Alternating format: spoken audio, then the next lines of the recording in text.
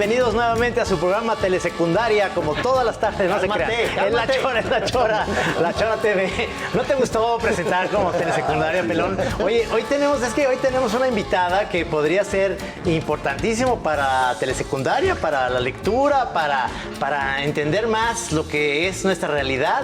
¿Por qué no la presenta, señor Pelón? No, pues con mucho gusto, porque además creo que yo sería el más cercano. Es más, ya no me acuerdo bien desde cuándo nos empezamos a ubicar, pero fue en la red social, ¿no? O sea, le quiero dar la bienvenida a Isabel Ión.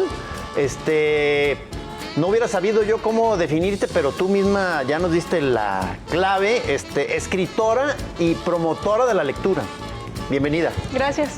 Oye, señor Navarrete, ¿qué opinas de que tengamos el día de hoy? Estoy asombrado porque no solamente es una buena escritora, sino además ese casi apostolado cuesta arriba que es promover la lectura, porque siempre es una cosa como de a fuerzas, ¿no? De niños, ahora vamos a leer este ladrillo que mandó el licenciado secretario de Educación y vámonos. Sí, no, es horrible. Y tú dices que toda esa visión es totalmente equivocada, ¿no? Yo siento que se ha manejado de una manera muy, ¿cómo se diría? Pues un poquito torpe, ¿sabes? Ineficaz. Sí, ineficaz. Porque los niños realmente no conectan con esas maneras tan serias, por ejemplo, de introducirles la lectura. En cambio, si buscas la manera de llegar con ellos de una forma como cotidiana, si encuentras la manera de hacer que la lectura no se vea como algo forzado, que no se vea como algo serio, es más fácil. Pero como que todavía no entendemos esa parte y queremos seguirla poniendo en un pedestal todo el tiempo, claro, ¿no? Entonces creo que esa ha sido una de las fallas principales. ¿No tendrá que ver que es gente que de por sí no lee o no le gusta leer? Y entonces es como decir, la cultura, mira esa cosa que está ahí, sí, es la cultura, es muy buena, tienes que ser culto, tienes que leer. Sí, o sea, exacto, empezando por ahí, ¿no? Por este animal mitológico que dicen que es la cultura, ¿no? Entonces, desde esta concepción, pues muy simple, muy simplona de lo que es la cultura realmente, yo una vez estaba platicando con Rudy Almeida y con Felipe Garrido en torno a esta cuestión del fomento de la lectura, y el mismo Felipe Garrido fue el que dijo, es que los mismos maestros y las maestras no leen. Entonces, no pueden contagiar ese gusto porque no lo tienen ellos y ellas, ¿no? Oye, monitos, historietas cuentan como lectura, ¿no? Sí, claro, o sea, también eso es importante, ¿no? ¿Qué definición tenemos de lectura? Claro, fíjate, yo me acuerdo de mi maestro, y me acuerdo perfectamente de su nombre, el maestro Toñito del Colegio Unión de quinto B, que nos leía él, nos dijo, ustedes tienen que tener el gusto por la lectura, pero voy a empezar yo a leerles y la entonación. Primero, alguien que sabe leer te puede dar también la entonación para que te interese mucho la lectura. Y nos empezó a leer Corazón, Diario de un Niño, de Edmundo de Amichis, ¿no? Y es una historia preciosa que sigue siendo, es del año 1890 y algo, o sea, ya son casi ciento y tantos años de esa historia, pero sigue siendo esas escuelas tradicionales que nosotros vivimos, al menos nosotros tres, que venimos de esas escuelas tradicionales, que la letra con sangre entra y demás, son historias muy interesantes, pero sí tiene que haber alguien que te motive en ese sentido. Y yo tengo la teoría de que la gente que lee libros tiene mejor ortografía, ¿no? Sí, claro, pues es que cuando empezamos a leer, empezamos a asimilar el lenguaje desde la palabra escrita tal cual. Entonces, nuestra memoria está trabajando de esa manera, ya está registrando las palabras, el cómo se escriben. Y también la entonación es súper importante porque la oralidad es la verdadera razón por la que llegamos a la lectura, porque alguien siempre nos contaba los cuentos a nosotros, no los leíamos generalmente, ¿no? La abuelita, el abuelito, la tía, la mamá, el papá, de alguna manera, y era esta seducción del ritmo, del oído, lo que hacía que uno empezara a sentir esta curiosidad por la historia, ¿no? Por eso García Márquez es tan mágico, claro, porque es oral, totalmente oral. Oye, pero perdón, ahorita que dices la oralidad, a mí se me viene a la cabeza una cosa que a mí me sucede y que lo veo como una cosa dentro de las cosas positivas del fenómeno de las redes sociales, que están obligando a todo mundo, tanto a estar leyendo todo el día mensajes o tweets o X, como redactándolos. O sea, ¿no podría ser esa también una posible buena vía? Lo que pasa es que justamente tenemos ese problema, que tenemos una manera muy inconsciente de utilizar el lenguaje en el día a día. Entonces nosotros generalmente estamos utilizando el lenguaje para textear, para leer las noticias o para comunicarnos en redes sociales, pero realmente no estamos siendo conscientes de los procesos del lenguaje ni estamos viendo qué palabras utilizamos. Y como es una acción tan mecánica, realmente no sirve. Por eso somos alfabetas disfuncionales, porque realmente no sabemos leer. Nuestro caso, Trino. Navarrete sí es un poco más leído. Un poquito menos, pero tampoco. Así. No me des por bueno.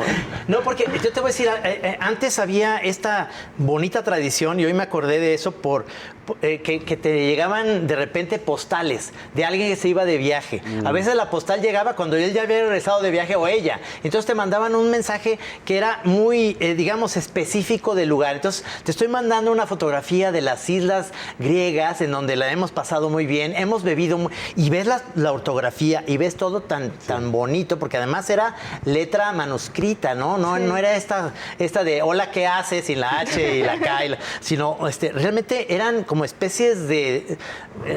una epístola. Exacto, una epístola muy bonita. Sí, todo y además visualmente muy bonito, porque además tienes la fotografía de un lado y del otro tienes una historia de esa persona. Al menos tengo de alguna novia de aquel momento que me escribió y la guardas precisamente por ese recuerdo de que alguien pensó en ti en una isla lejana y te está mandando esa postal, y eso creo que no tiene nada que ver con las redes sociales. Las redes sociales han sido utilizadas más bien para denostar, para pelearte, y a veces no tiene, o sea, cuando alguien no tiene buena ortografía, ni siquiera le sigues el rollo a alguien que puede tener razón en su argumento, pero ya con la mala ortografía ni le sigues. Sí, lo mismo, como estamos tan saturados del lenguaje por las redes sociales, es que cada vez siento yo que se ha demeritado más la labor de la lectura, se ha demeritado más también, incluso la labor del escritor o de la escritora, ¿no? Porque tenemos ya tan implementada la idea de escritura en nuestro día a día, porque todo el tiempo estamos leyendo una red social o estamos mensajeándonos o algo, y pensamos que cualquier persona lo puede hacer. Pero realmente no, o sea, realmente son habilidades que se tienen que adquirir a partir de un ejercicio consciente. ¿Te parece que ahorita, después del corte, sigamos platicando de ese tema tan interesante? Bueno, vamos a un corte y ahorita regresamos aquí. Seguimos en Telesecundaria, amigos. Soy su amigo Nos Trino van a enseñar Camacho. a leer. Sí, cómo no, ahorita nos van.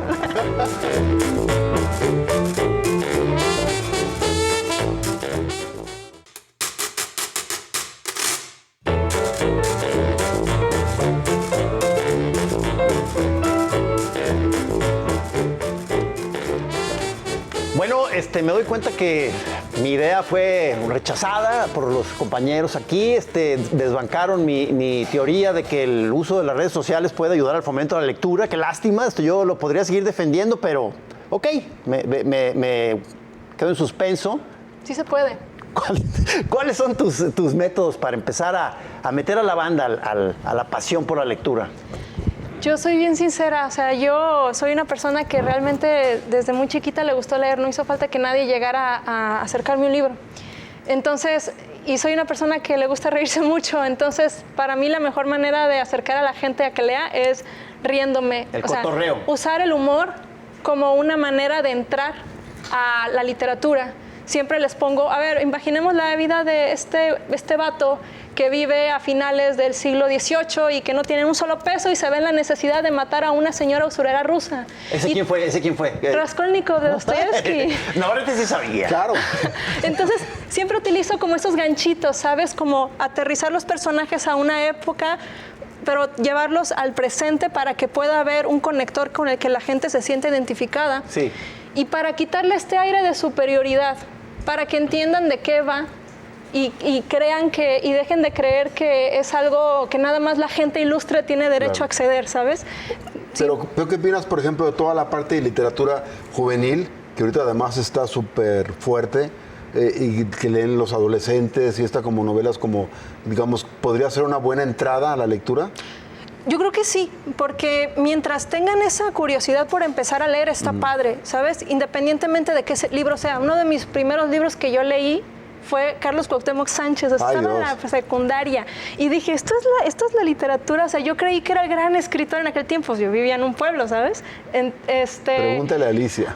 Leí La fuerza de Shezid. Ese fue el Ándale. libro que leí. Fue horrible, o sea, fue una experiencia horrible. Pero después ya pasaste a Pablo Coelho fíjate, y lo alto. A pesar Ay. de que digo, que es un autor que puedes tú decir, puede gustarle a mucha gente o no, de alguna manera te abrió esa parte, es decir, tampoco es tan mal, o sea, porque luego de repente uno dice, si te vas nomás por ese lado, pero entonces si te abre este camino, pues de alguna manera tiene, yo siempre digo, realmente la que le tienen que dar el premio Nobel de la literatura, es a la autora de Harry Potter, porque hizo leer a los niños muchísimo una historia que es preciosa. Sí, Pero además sí. en general están buenos, están sabrosos, Sí, están buenos sí, sí. libros. A mí me encanta Harry Potter, Sí, o sea, yo... a mis hijos también. Sí, me fascina Harry No, Potter. pero no por eso quiero decir yo, claro que a mí me gusta, no estoy diciendo que no esté que esté mal. Igual lo que tú dices, siempre hay una puerta que te abre a todo lo demás. Lo interesante es que sí te claves en que alguien te ayudó, como que te dio el pasito a decir,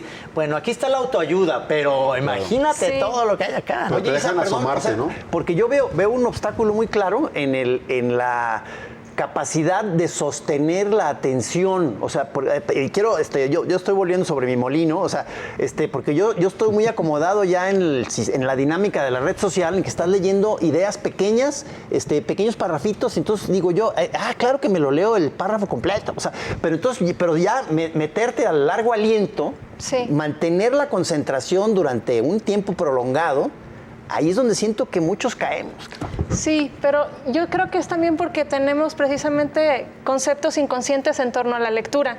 Porque, por ejemplo, para entrar a la lectura de largo aliento, yo siempre recomiendo que primero te acostumbres al aliento corto, léete cuentos, ¿no? Todos los días lee un cuento, todos los días lee un artículo, ¿no? Pero lo que estás trabajando ahí también es tu atención. Porque eso es súper importante, porque la verdadera barrera a vencer es nuestra dispersión. Sí, o sea, es que somos de la zapping generation, o sea, Sí. distraídos todo el tiempo, cabrón. Todo Totalmente. nos distrae. Ajá, pero en el momento en que ya eres consciente de que estás distraído, es más fácil regresar a la lectura. Okay. Sí, eso a mí me ha ayudado bastante. Pero por ejemplo, yo tengo un libro preferido que me encanta siempre, porque lo puedes abrir donde sea, que es La llama doble de Octavio Paz. Es un ensayo sobre el amor, pero además no es que sea muy profundo, no es que simplemente te da como una idea de sin necesidad de llevar un hilo, porque a veces la gente se saca mucho de onda, decir, ¿quién era Aureliano Buendía? ¿Dónde estaba? Que lo iban a fusilar, y luego después se les brinca, y empezar, como bien lo dices, con cuentos o con historias, como un ensayo así, profundo, como si fueran haikus, ¿no? Como Sí. ideas. Aforismos también, ¿no? Exactamente. Sí, yo siempre pongo distintos ejercicios a las personas que se quieren empezar a acercar a la lectura y no saben cómo, ¿no? Y les digo, intenten primero leer cosas pequeñitas, pero todos los días. Y a mí me gusta llevar en su momento una bitácora de lectura, donde estoy registrando mis procesos mentales mientras estoy leyendo. Entonces, leo, pero al mismo tiempo estoy intentando darme cuenta de cuándo dejé de prestar atención, en qué página dejé de leer realmente y seguí avanzando de página, pero ya no estaba prestando atención, porque eso me pasa mucho. Y realmente ese tipo de ejercicios ayudan mucho, porque es cuando te empiezas a ser un poquito más consciente de tus procesos mentales. Y sabes que también a mí me sirve mucho saber que puedo empezar un libro y en cualquier momento lo puedo dejar. Sí. O sea, no es obligación. Ajá. Y entonces de pronto a mí, yo lo que me gusta fijarme es en qué momento dejo de leer un libro y por qué. Sí. Entonces de pronto voy en la página 5 y ya no lo soporto más, o algunos me aviento 20 páginas y digo, ya, o no es ahorita para mí, o de plano no es para mí, y no hay bronca, adiós. O sea, otro. cuando lo dejas de leer tú, literalmente lo agarras y lo avientas. A veces lo aviento con mucho coraje, a veces con un poco de pudor, si es la obra del maestro. Lo pones ya de tenedor de mesas. Sí. Tengo uno de base de la computadora. Pero dices, no es manda. Exactamente, a mí Sí. me gusta un cartón de Gis que salió en la croqueta, me acuerdo pues estoy hablando de los 80s. Muchas gracias. Y era un cuate que estaba como con una lámpara sentado en un sillón, súper guapo, y la esposa diciendo, mi vida, qué guapo te ves leyendo. Entonces yo digo, claro, hay que fomentar la lectura incluso así. Claro. Oye, incluso que estuvieras como tata griega, así. con- Oye, Isa, muchísimas gracias por estar No, aquí ustedes. en la Chora. Gracias Te por agradecemos invitarme. mucho. La verdad es que estás invitada a que vuelvas, regreses y platiquemos Cuando mucho más. gusten. Nos regresaremos a despedir después del reporte Molusco. Ah, sí, señor. Vamos al reporte Molusco y regresamos aquí a la Chora TV. Así se llama este programa, aunque no lo crea. La Chora Tele Secundaria. Dele.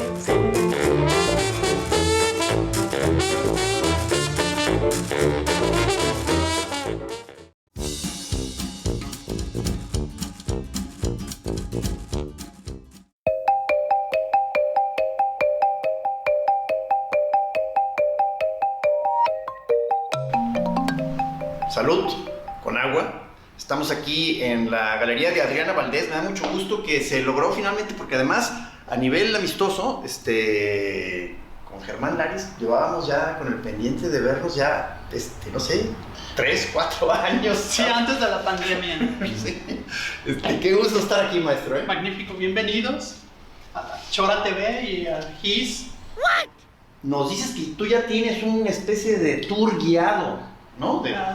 Así es, tomando en cuenta que el mago tiene dos facetas, ¿no? La del chamán que está perdido en el monte y otro que es el del charlatán en la ciudad, ¿no? Que desarrolla un discurso y que transmite contenidos, pero que al mismo tiempo trata de ser un ilusionista y mantener algunos de los elementos ocultos, pero porque es parte de la historia, ¿no? De los desenlaces inesperados. Eso hacen los magos. ¿Quedó claro, amigos? ¿Por qué de entrada estamos viendo... Bueno, hay máscaras, se ven, mascarones. Máscaras rituales. Se ven como cabezas con ciertos sí, claro, cortes. Ubicarán los gamborimbos del Santos, pero hay una tradición todavía más profunda, ¿no? Que es la de los decapitados en procesos rituales. Los templarios, se supone, tenían uno particular en el que después de decapitar a alguien, esta cabeza era sometida a unos tratamientos que implicaba el ponerle un par de monedas para viajar con Caronte, como contaban los griegos, pero después de eso la cabeza empezaba a hablar, se convertía en una talking head, una cabeza parlante. Una cabeza parlante, cabrón. O sea, ¿alguna de estas ya maneja el verbo entonces? Los templarios utilizaban esas cabezas parlantes para hablar con los aliens, con las Pléyades y tal, pero según los rituales en diferentes culturas después de que decapitas a alguien se transmite la fuerza, y tal y como en la película de Highlander del Inmortal hay esa chispa y ese momento particular en el que se adquiere parte de la fuerza del rival y la ritualización en particular de esto. Digo, y todo esto aparte empieza a tomar un cariz hasta tétrico en cuanto uno lo empieza a relacionar con la realidad de la delincuencia organizada en México. Sí, hay historia con respecto a eso, la implicación de algunos de estos grupos. De hecho, los que empezaron a ser más violentos sí están metidos en algo de magia negra y ritualizan el realizar decapitaciones. Aquí seguimos, estábamos algo ya engolosinados, arremolinándonos en el salón quizá el principal de la expo, de las máscaras, y de pronto nos dimos cuenta que la expo seguía. O sea, a ver, Germán, ¿qué parte de la expo sigue aquí? Pues digamos que nos aventamos el recorrido al reverso, ¿no? Estos son los primeros elementos que nos hacen entender que la naturaleza y la percepción son las verdaderas vías de lo divino, lo sagrado y lo espiritual, porque de aquí que nos aprendemos los cuentos de las religiones, dejamos de ver de manera pura y libre estos elementos que nos rebasan, que es desde las tormentas, desde todo esto que convertimos en problema en las ciudades, que son las verdaderas fuerzas dominantes, ¿no? Allí sí están los dioses, en las lluvias, en la luz, en el cielo, en las piedras. Y es una parte que desde que empecé a conocer tus cosas es una constante, o sea, estudios geométricos intrincados. No, pues es que eso fue una especie de regalo de la sesión inesperado, que, o sea, traía guardado en su mochilita el señor Laris unas versiones que hizo él sobre monos míos. Entonces estoy verdaderamente fascinado. O sea, ahí se ve bueno, creo que este monje pudiera ser yo, si no me equivoco. Y acá está el mono de la mano grande, el nahualillo chacal, Entonces, vamos a dejarlo ahí y esto a posteriori será tratado a profundidad, amigos.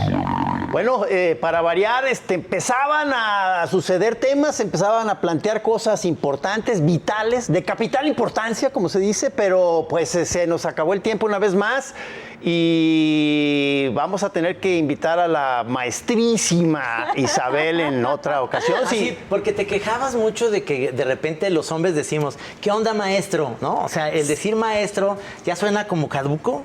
Pues yo creo que sí, porque creo que es para mí un poco sí, porque ya cuando lo empieza a usar gente de mi edad, que se empiezan a cromar con maestro, es de... Sí. O sea, Oye, pero por ejemplo, suena sangrón. Pero ¿qué tal cuando decían de cariño a su pareja? Oye, maestrita, vamos Nunca a ver me si ha vamos a pasado. Huatla, ¿no? Por unos Nunca me ha chongos, pasado. maestrita. ¿No te gusta la palabra que te digan, ¿qué pasó, malandro? ¿No? Nunca Malandro. me han dicho malandro, bro. Malandriña. No, es que suena muy hippie, ¿verdad? Suena muy 60. Sí, ¿Maese? el maese, pero es muy Pero irónico, para nosotros ¿no? sí, todavía. Sí, Es muy o sea, porque a mí me encanta y empezarle a dar vueltas. A mí me gusta mucho magíster. ¿No te Incluso gusta? ministro. Ministro. Ministro. ¿No te gusta soberano? ¿Qué pasó, soberano? Soberano. A mí me gusta irme por el lado de profesor. ¿Cómo estás, profesor? Profesor, profesor no prof. falla. O doctor, ¿cómo Doctor, ves? sí. Doctor, Eso es muy italiano, ¿eh? Doctor. Doctor. Sí, pero luego llega Isabel y ya nos dice, pues, bola de mamones. No, yo siento más que mamones caducos. Caducos, Suena sí. peor.